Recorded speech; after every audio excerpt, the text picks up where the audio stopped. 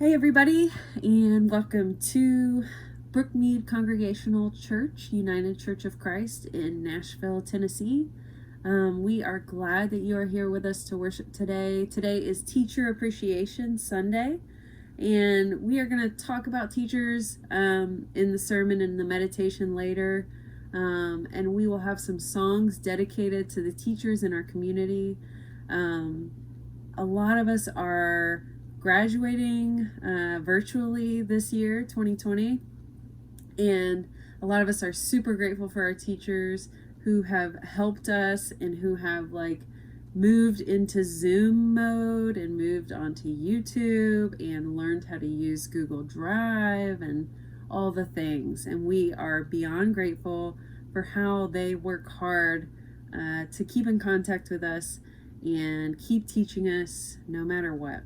And we are so grateful for our teachers in our Learn and Grow education hour at Brookmeade that meets every Sunday at 9:15, and for how they have guided us through a reading of Just Mercy and about people who are on death row, and we are learning about the injustices there and learning about the stories of those people.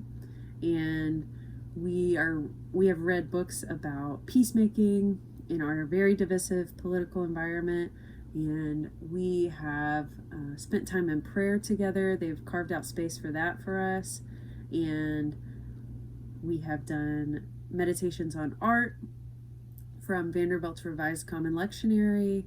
We have the pastoral team has helped with Learn and Grow, and our Learn and Grow team has really put in so much effort and is seeking out new things for us to learn.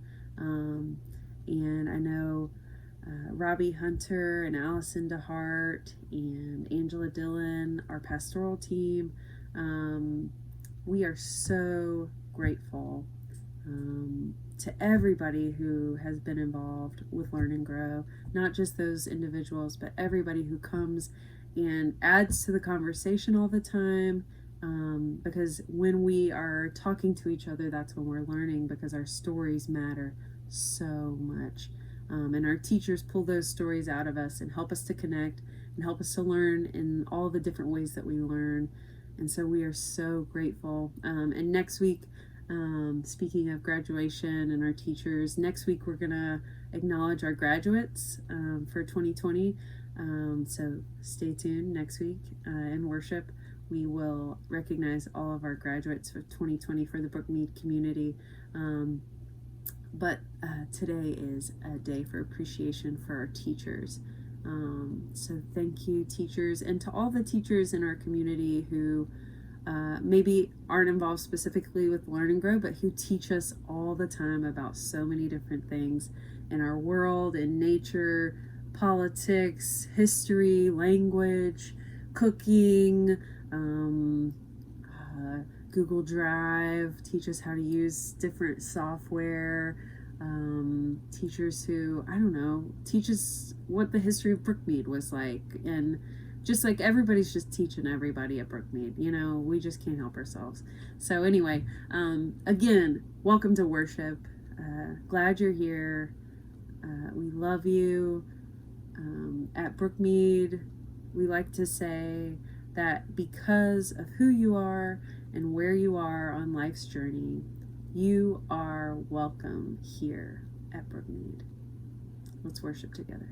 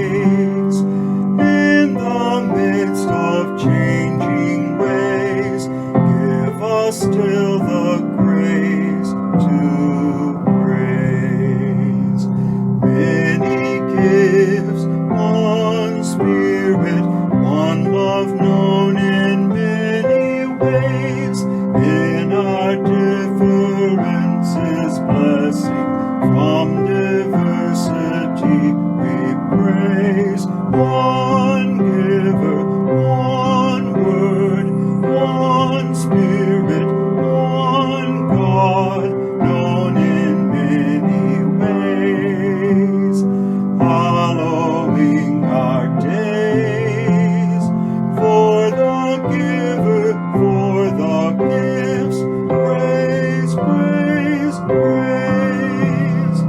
God of many colors, God of many signs, you have made us different, blessing many kinds. As the old ways disappear, let your love cast out our fear. Many gifts, one Spirit, one love, known in many ways. In our differences, blessing from diversity we praise.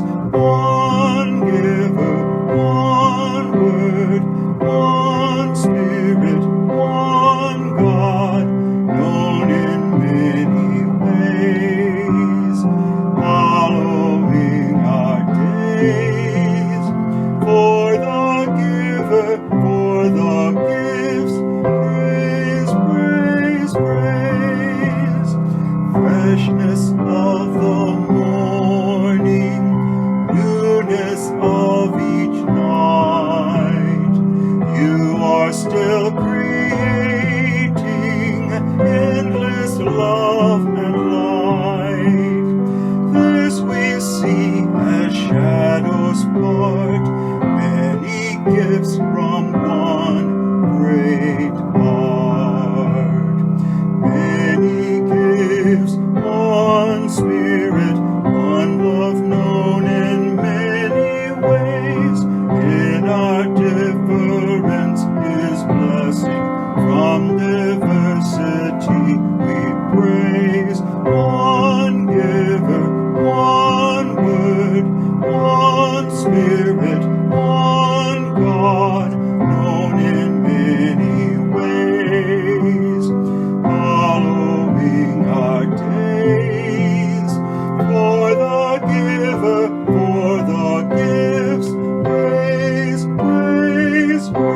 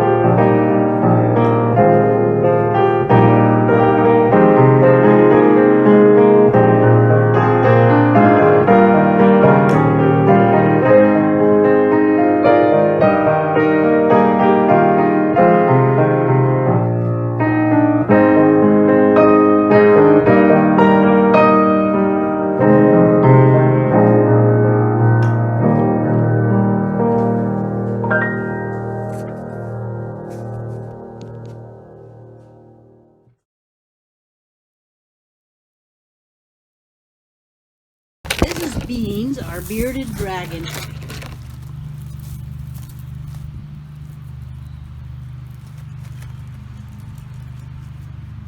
We got him when he was a baby. and now he's about 5 years old.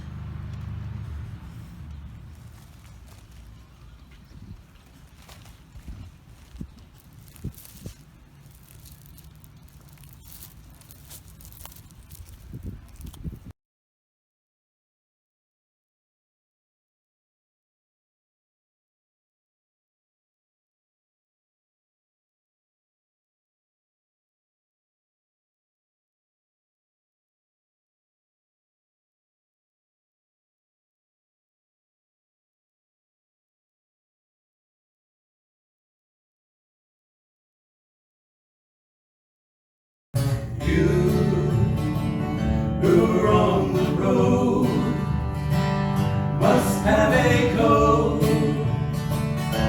that you can live by, and so become yourself, because the past is just a goodbye.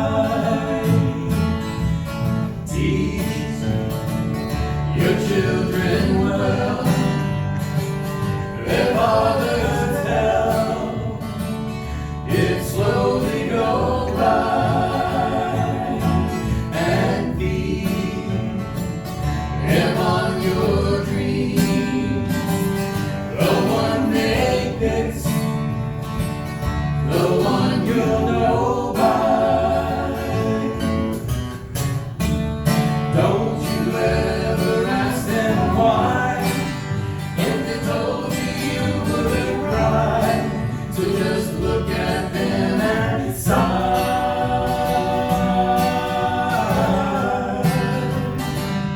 and know they love you.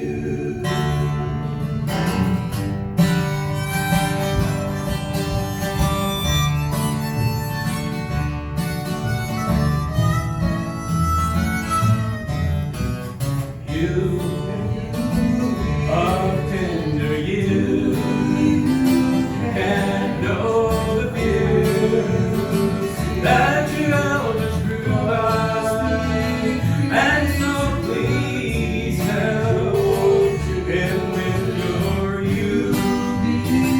They seek the truth before they can guide.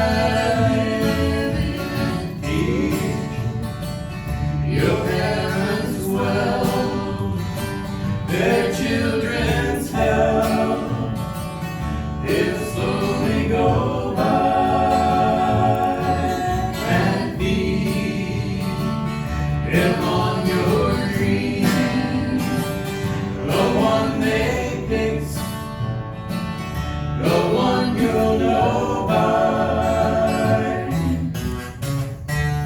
Don't you ever ask them why, if they told you you would cry, so just look at them and sigh,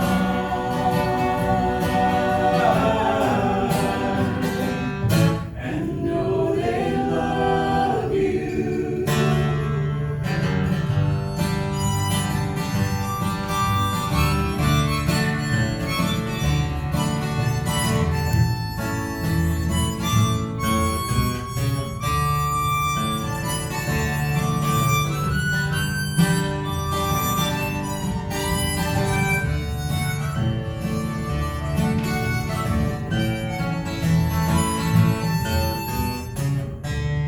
Don't you ever ask them why, if they told you you would cry, so just look at them and sigh,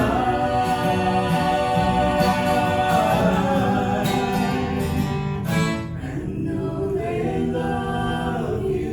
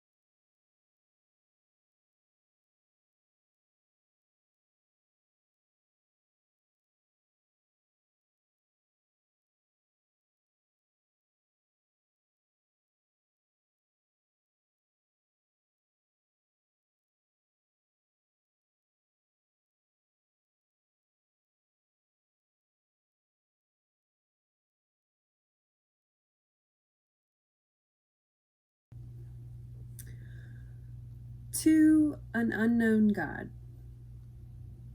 This is a meditation on Acts 17:22 through 31, and it's about Paul naming an unknown God as his own. So, today is Teacher Appreciation Sunday at Brookmeade, and it's a time when we can think back on those who have helped us learn and grow in so many different ways. We have so many incredible teachers at Brookmeade.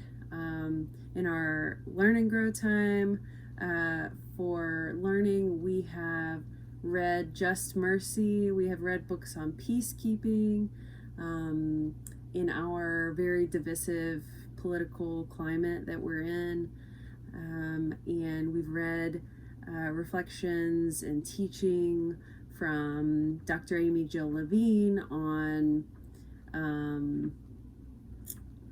the Passion of Christ, and we'll continue to learn from her in the future. But our Learn and Grow team has done so much, and our pastoral team does a lot of teaching as well, and so we can be really grateful for all of the teachers at Brookmeade, as well as just teachers who teach us about nature and birds and milk thistle and history and language and nature and music. And I mean, there are so many teachers. Cooking.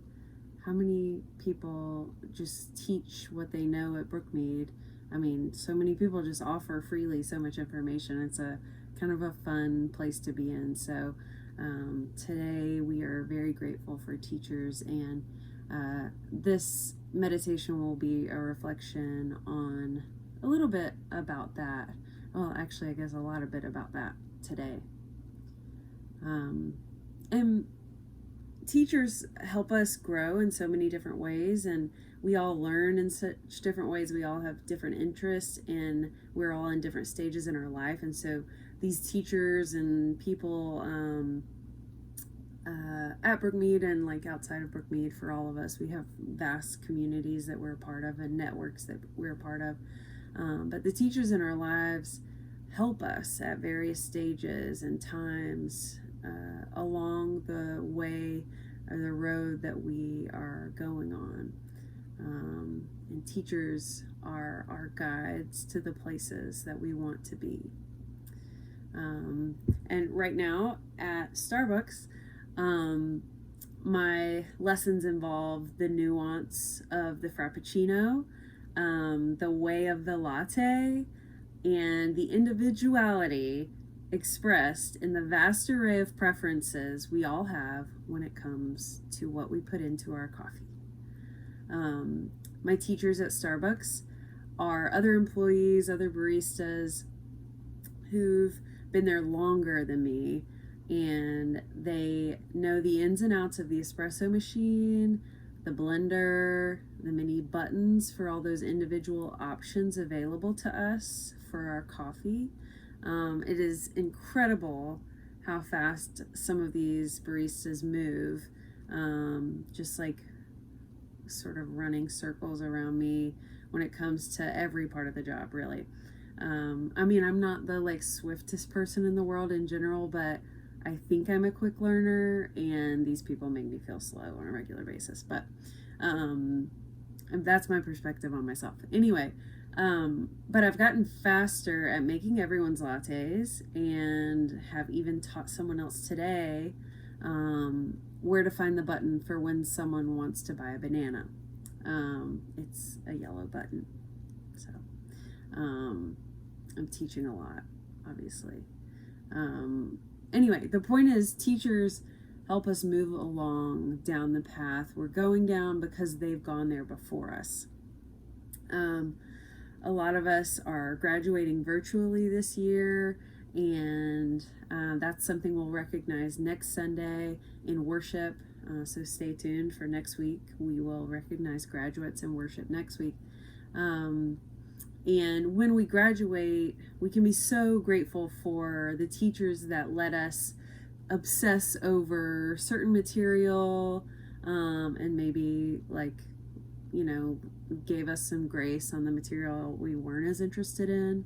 And those teachers who encourage us when we love what they have been learning for so long, and they teach us what they know.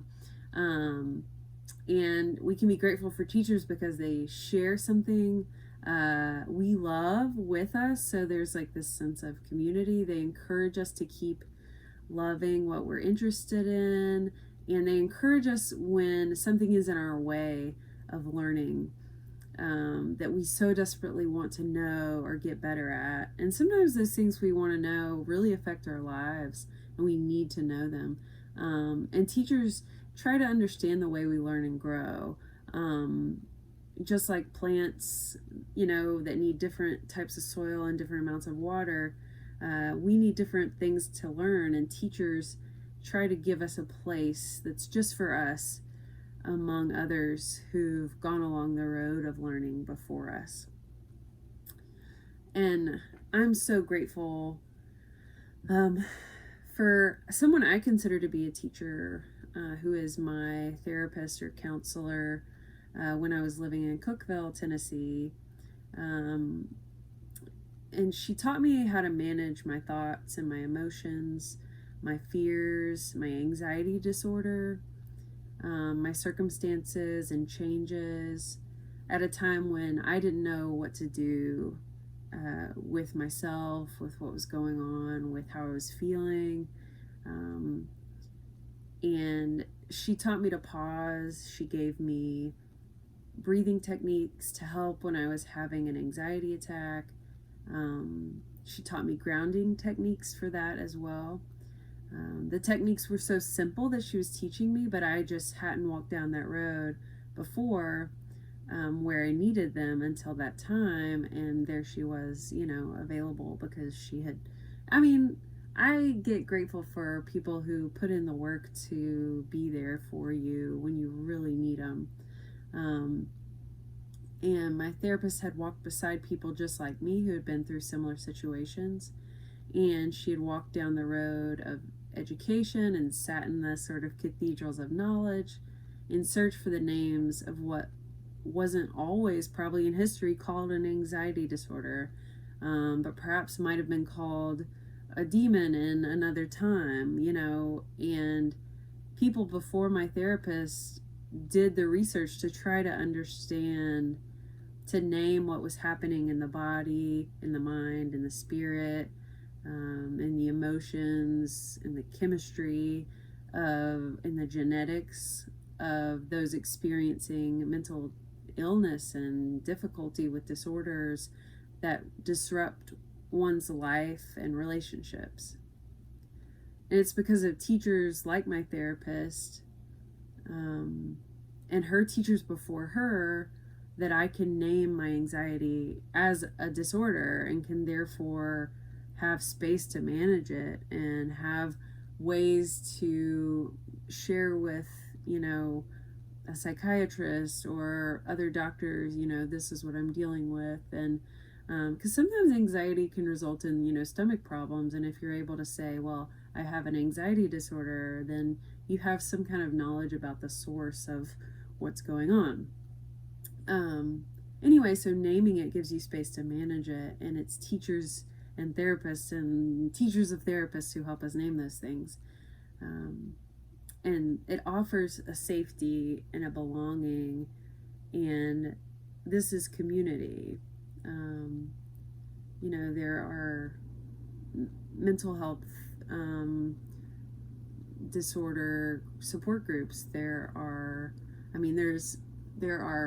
websites and apps like Lyra or Lyra.com. That's this online mental health app. And there are communities built up around what we are learning from our teachers about something like mental illness. And teachers are crucial to any community, not just the mental health community, obviously. And I am so grateful for teachers. I crave teaching in so many different subjects. Those who I meet along the way who've been on the road longer than me are my friends. And I hope to be like them. I consider my teachers my friends. I think I always have. Probably really dorky, but whatever. I mean, it's not. I really don't think it is. But I hope to be a teacher in ways where and when I can be as well. I think a lot of us probably have always, looked up to certain teachers and hope to be like them because it's so valuable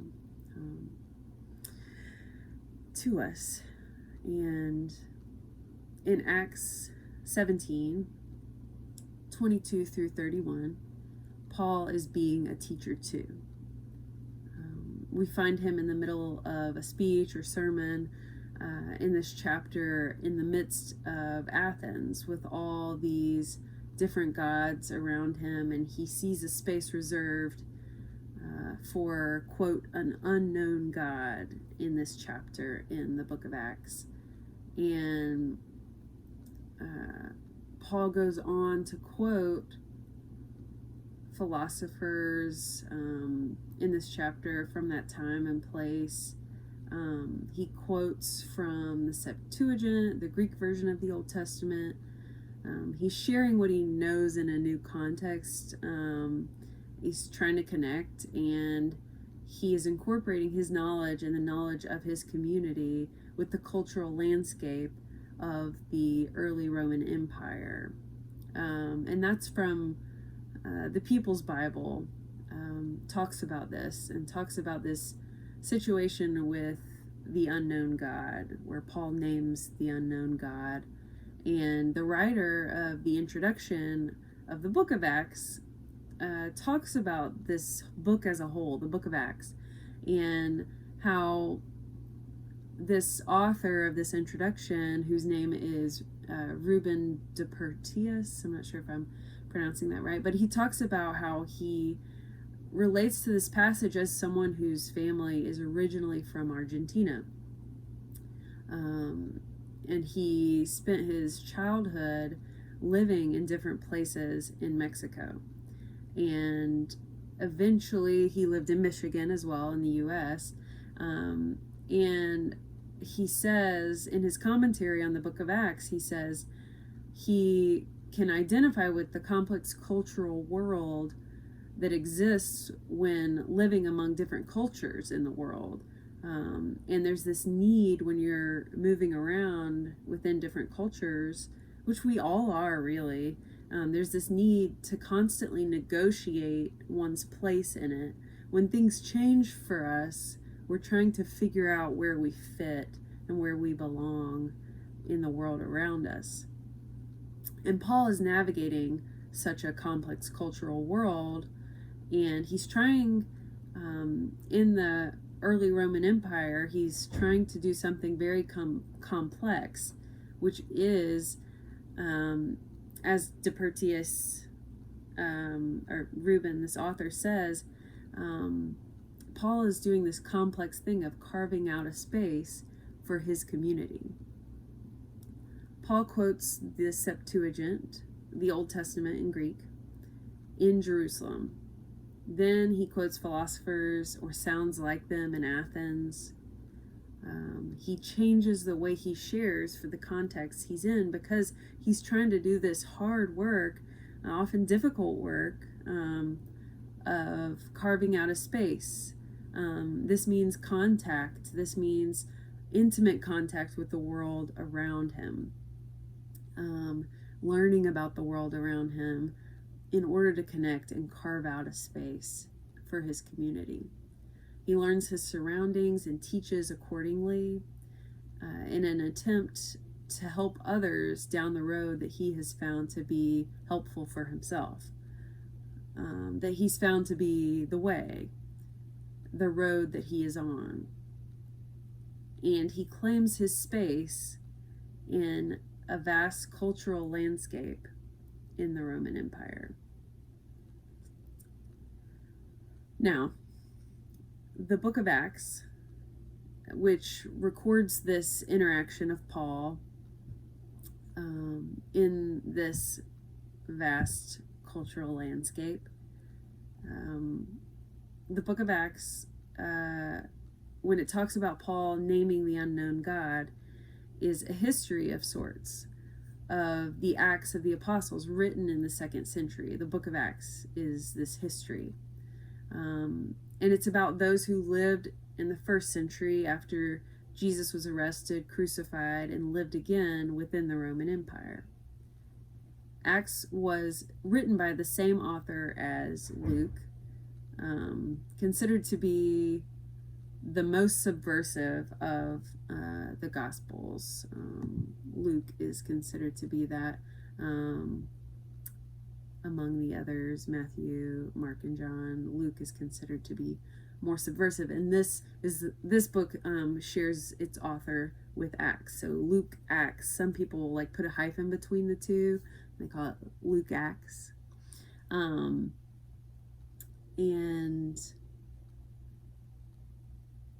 Acts follows this way of writing history. It follows the way of writing history of its time. Thus, its historical details, according to the Jewish annotated New Testament and its introduction to Acts, the historical details in Acts were determined by the author's theological and literary interests. So the details that are focused on, or the details that are written about, or the stories that are written, are an indication of the theological and literary interests of the author of the book of Acts. And the New Revised Standard Study Bible, in its introduction to Acts, interprets this way of writing history, the way that Acts was written at least, is intended to give Christians in the 2nd century,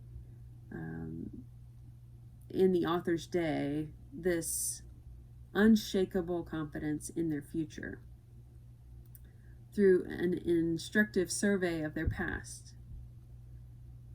The author is trying to give his community, or her community, or their community, the author is trying to give their community an unshakable confidence in their future through an instructive survey of their past.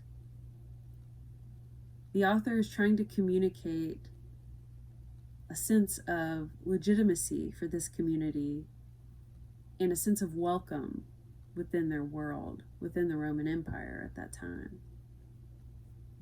This is what historians and our teachers can do.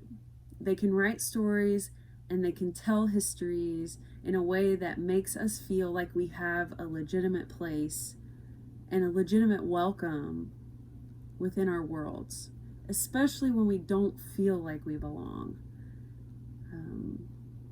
If we feel like we're too different, if we feel like we speak differently, or we speak a different language than everybody around us, if we think differently, we have different needs or abilities or interests, if we look different than what the world around us is telling us like we should look like, if we feel out of place, if we dress differently or worship a different way, our teachers and our historians, our writers of stories and storytellers can help us feel like Paul was trying to help his community feel.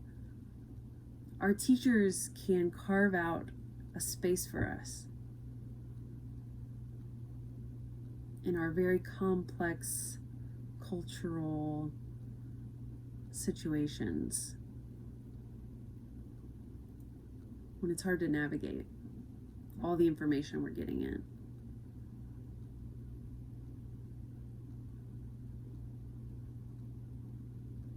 And we all pick up on different things, right? Even when we hear stories or read different histories, our interests and our ways of learning and hearing things are as different as our coffee orders. So teachers share in different ways, like Paul quoting the Septuagint, what we call our Old Testament, but it was the Greek version of that. Paul's quoting the Septuagint in Greek, speaking from the Old Testament in Jerusalem. Then he quotes from other authors or other writers, quoting philosophers in Athens for another crowd. People who are learning and hearing things in very different ways and who come from very different places. Paul is being a teacher who speaks to more than one group of people. And Paul was searching for and connecting in his world, within his world. And he was also claiming a space by naming this unknown God. So they would have like all of these gods, worshiping all of these gods, or and then so there would be specific gods to specific things, or specific named gods, and there was a space reserved for an unknown God, in the case that some god was left out or something. Don't want to leave anybody out. And so Paul is naming the unknown God as his own. He's navigating his world and he finds a space in it. The space was there, he just finds it. It's not like he invented the space before he got there. It was there waiting for him.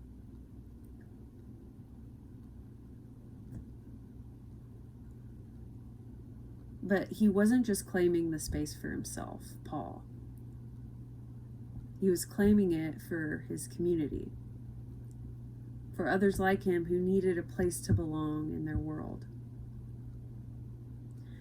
And it is because of my therapist and my mother and friends of mine and friends of hers, and because of my mother's mother who reached out to her friend for my mom before I was even born, all these people were like working on dealing with mental illness.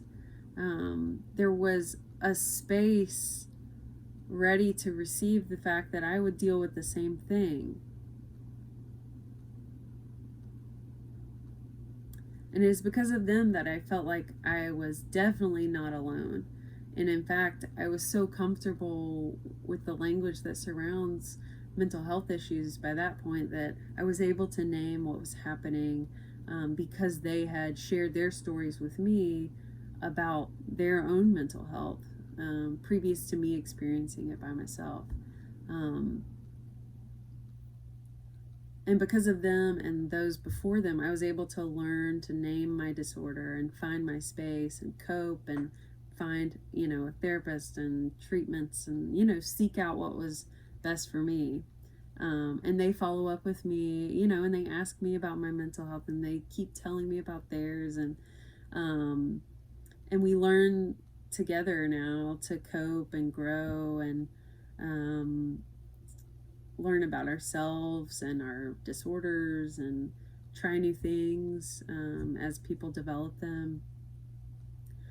And just like Paul naming the unknown God, teachers in my life named my formerly unknown mental illness that I was experiencing, calling it what it was, an anxiety disorder, making it known and helping me down the road I was on. It is because of our teachers that we find our way. Jesus was called Rabboni, which means teacher, by those closest to him, like Mary, who met him at the tomb. What does it mean that we can be teachers to each other? We can help each other name things when we've been down the road before them, or they're coming down after us. What does that say about us? What does that say about our relationship to each other and to our world? I think it says that our stories matter. I think it says that the roads we walk down matter. I think it says that sharing our stories matters to others around us.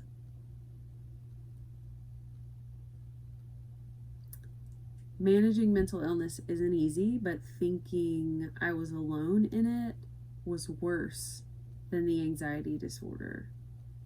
Hearing and knowing that I wasn't alone was a relief amidst the pain of the disorder. I'm not glad that I have an anxiety disorder. I'm glad to share it with someone else, though, when they're going through it, if I can, because not being alone gives life. It is like breathing. To be able to share, it's such a relief to be able to share stories together when you have something like that in common and you want to learn from each other. Some of the, speaking of giving life with sharing stories, some of the comedians that I love the most, like Maria Bamford and Sarah Silverman, who are like top two for me, and Tig Notaro too, but she talks a little bit less about mental illness than Maria Bamford and Sarah Silverman. They will share stories about their bipolar and depression and anxiety and OCD, and they write about it because they are dealing with it, and that's part of their story, right? So and they're my favorite because they make me feel like I have a place with them in the world. And we all have such different stories and different people who we follow because we can relate to their stories. So I want us to spend some time at the end of this. I know this has been somewhat longer than normal, but I want us to think about a teacher. Think about a teacher who has taught you how to get down the road that you are on.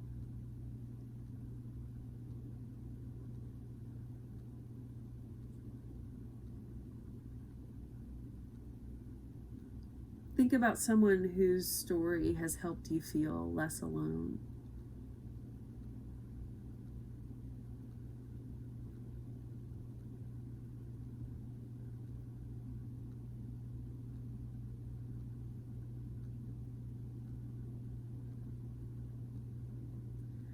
Think about how your story matters to someone else, just as much as their story matters to you. Think about things you've taught other people when they were walking through life with you. May we be so grateful for the teachers in our lives today. And maybe even send them a nice text or note or something like that.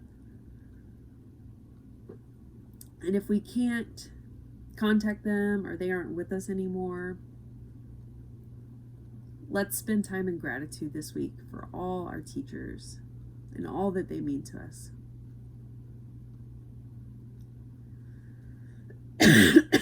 Excuse me, sorry. They help us keep going and growing. And if you're a teacher, and you probably are, thank you for naming things for all of us and searching for all of us and finding ways to help us along the road that we're on together. Thank you for being such an important part of our communities, our worlds. Happy Teacher Appreciation Sunday, everyone. Let's keep learning. Thank God for teachers. Amen.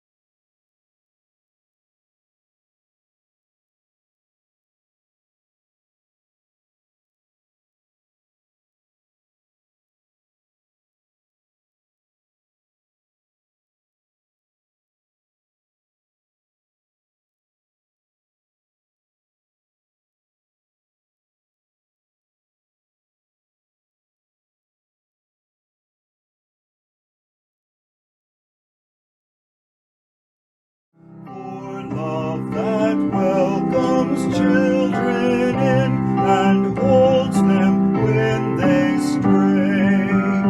For knowledge, hearts and souls receive, we give you thanks and praise. For wisdom, skills, and confidence, where wonder leads to faith. For those who ask and those who hear, we give you thanks and praise. For words and numbers, hopes and dreams that grow from day to day. For inspiration's messengers, we give you thanks and praise. For all who follow teaching's call with courage and with grace, to build a future for us all, we give you thanks and praise.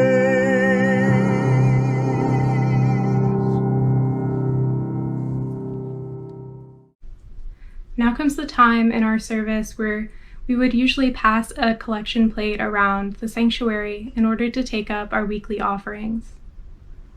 In lieu of this, we ask that you consider following the link in the description box and donating to our church online. When you support the ministry of Brookmeade Congregational Church of the United Church of Christ, you are supporting an inclusive, open and affirming, just peace church that is committed to spiritual growth, as well as the struggle for social justice, both in our own lives and in the world around us. If financial giving is not possible for you at this time, or even if it is, consider liking or commenting or sharing our weekly services, or subscribing to our YouTube channel or liking us on Facebook. Whatever you give, no matter how much, know that we are sincerely grateful. Thank you.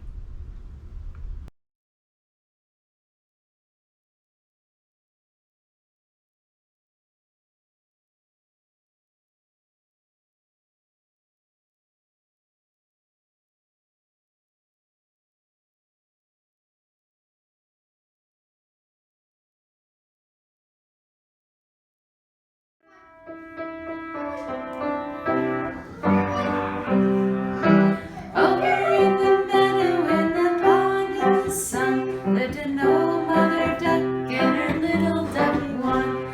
Quack, said the mother, we quack, said the one, and they quacked in the pond in the sun. Over in the meadow, in the stream so blue, lived an old mother fish and her little fishes too. Bloop, said the mother, we bloop, said the two, and they blooped and were happy in the stream so blue. Over in the meadow, in a nest in the tree, lived an old mother bird and her little birdies three. Tweet, said the mother, we tweet, said the three, and they tweeted and were happy in the nest in the tree. Over in the meadow, on a rock by the shore, lived an old mother frog and her little froggies four. Ribbit, said the mother, we ribbit, said the four, and they ribbit and were happy on a rock by the shore. Over in the meadow, in a big beehive, lived an old mother bee and her little bees five. Buzz, we buzz, and they buzzed and were happy in the big beehive. Over in the meadow, in the noonday sun, lived a pretty mother and her little baby one.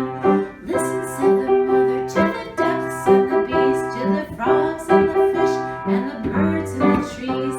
Buzz, said the mother, ribbit, said the four, tweet, said the three, bloop, said the two, quack, said the one, and they baby laughed in the noonday sun.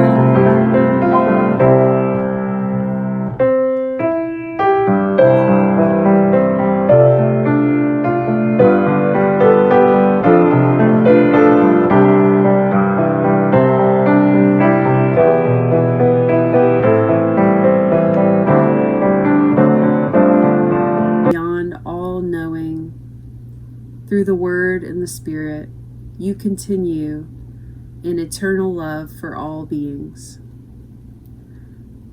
Fill us with a deep and abiding awareness of your presence, your call, and your grace in our lives and in our world. Shape us into the people you have made us to be. Poured out in creative mercy for the sake of Jesus Christ in all creation.